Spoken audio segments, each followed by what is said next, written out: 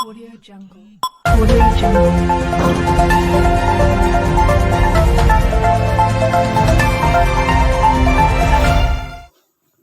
गोड़ लागतानी समाचार चौगाई से बटुए। चौगाई के पाँचों पंचायत में किसान के धान ना खरीद भइला से किसान के दर्द ऐसन बटुए कि रोरा खबर के देखब, अंत तक देखब, खबर के छोड़ मत। जब अंत तक देखब तो रोरा दिल से आह निकली कि का इहे सरकार ही है, का इहे सरकार के हमनी के बनैनी जा कि हमनी के धान खेत में पड़ल रहे। हमनी के रबी फसल के बोआई करे के बा, घर के शादी बियाह बा, खर्चा बा, लेकिन आज किसान औने पौने दाम पर अपन धान बेचे खातिर मजबूर बाड़े। अपन दर्द बयान करत खेवली गांव के कुछ किसान के सुनब तो रोरा आह निकल जाई। आ का नइखे कहले ये किसान, का नइखन कहत, सुनब अंत तक रोरा लागी कि वाकई आखिर ई लोग के धान काहे नइखे खरीदात। लेकिन एकरा से पहले खबर विस्तार से सुनी। राज्य सरकार 15 नवंबर से धान खरीद खातिर समय निर्धारित कइले रहे। किसान लोग के कहे के रहे कि यह बार मौसम बखूबी साथ देलस, धान के पैदावार भी बढ़िया भइल, धान के कटनी लगभग पूरा हो चुकल रहे। मौसम साफ होखे के कारण धान में नमी काफ़ी कम रहे।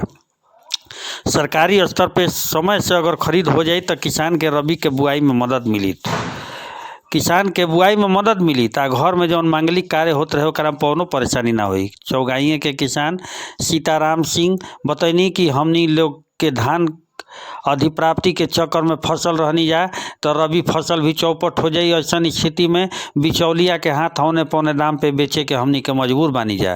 किसान बिचौलिया के हाथे 1200 से 1300 रुपया प्रति क्विंटल के दर से धान बेच रहल बड़े, जबकि सरकार 1850 रुपया प्रति क्विंटल धान अधिप्राप्ति खातिर दर निर्धारित कइले बिया।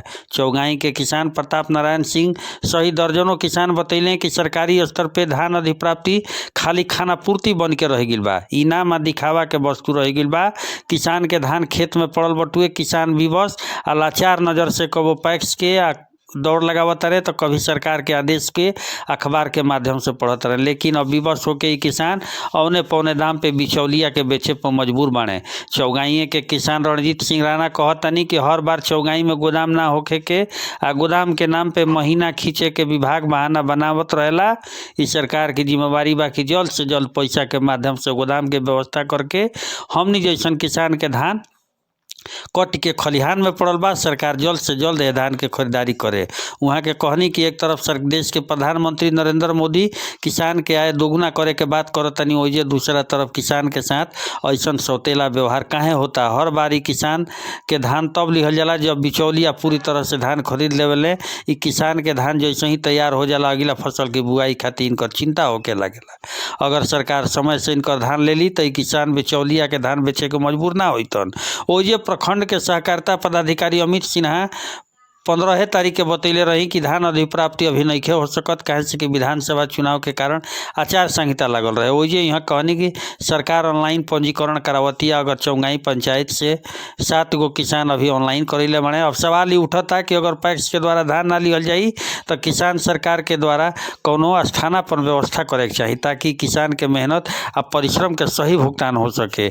चौगाई के किसान अशोक सिंह बतावतनी कि हमनी के का करिया। सरकार के तो आदेश आवता कि किसान के धान समय से लिहल जाई, लेकिन सही तरीका से धरातल पे अमली जामा नहीं पहनावल जात। हमनी जैसन कई गो किसान बिचौलिया के बेचे के मजबूर बने।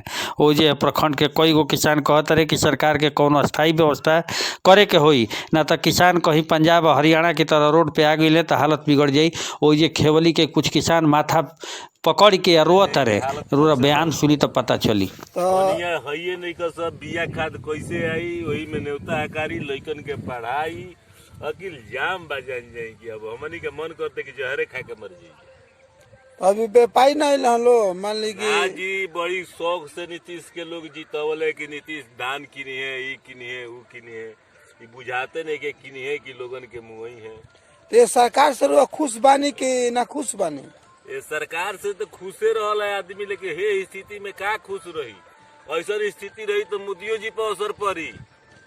जब किसाने के खाली राजनीति करत रहे लोग, आई करत रहे लोग, तो का पड़ी उहे ट्रम्प वाला हाल हो जाई। यदि किसान के यदि सिचुएशन गरीब के ना बुझल जाई तो जाके जाने के ट्रम्प का तो आय दोगुना होता कि गोबरी होता।